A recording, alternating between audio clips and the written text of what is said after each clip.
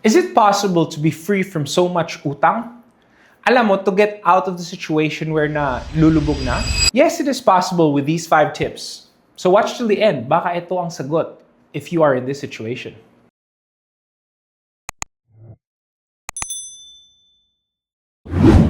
Hi there, this is Jay, and our goal here is financial literacy.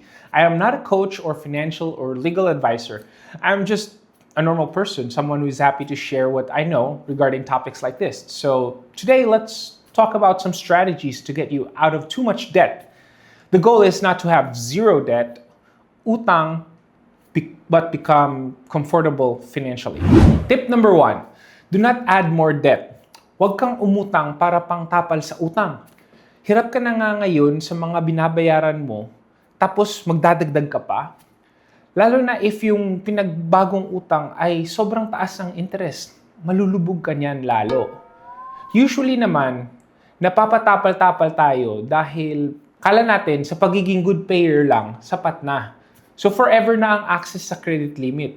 But that is wrong. What if biglang reject? Anong pangtapal mo ngayon?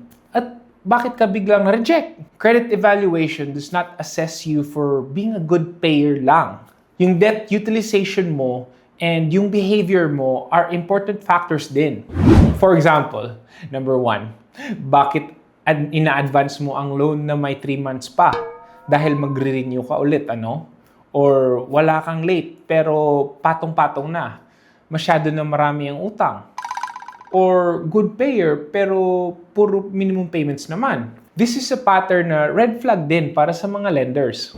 Tip number 2, lista mo lahat ng utang mo. From the smallest to the biggest, basta lista mo lahat. Get a clear picture. You cannot make a plan if you do not see where you stand. Lista mo lahat. Tip number 3, arrange your utang debt. Say for example, saan ba dito yung maliit na balance?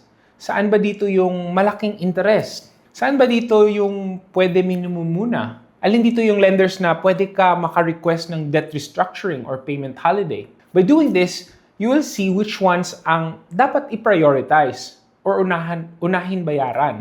Tip number 4, if may opportunity, get a big loan for a small interest.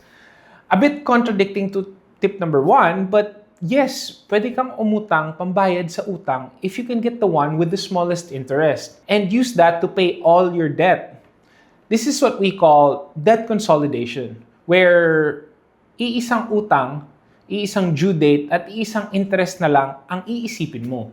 If number 4 is not possible, try to slowly pay off all your debt, and there are 2 approaches. There's what we call the snowball method or the avalanche method.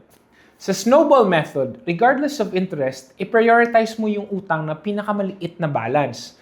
Pagpatapos mo yung isa, move on sa isa, then move on sa next, na pinakamaliit na utang. Whatever extra meron ka, dagdag mo sa ibang utang. Meron tong psychological boost when you see na paunti-unti yung kumukonti lang yung utang mo. The avalanche approach, this works if ready ka mag-commit na mag-stick sa plan. More mathematical approach to because uunahin mo ang pinakamalaking interest. Nasa sa'yo which method ang susundin mo.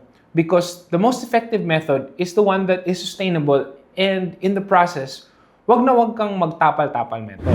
If you have any other tips that you'd like to recommend or a topic that you'd like to discuss, please comment down below and I'll see you on the next video. Bye!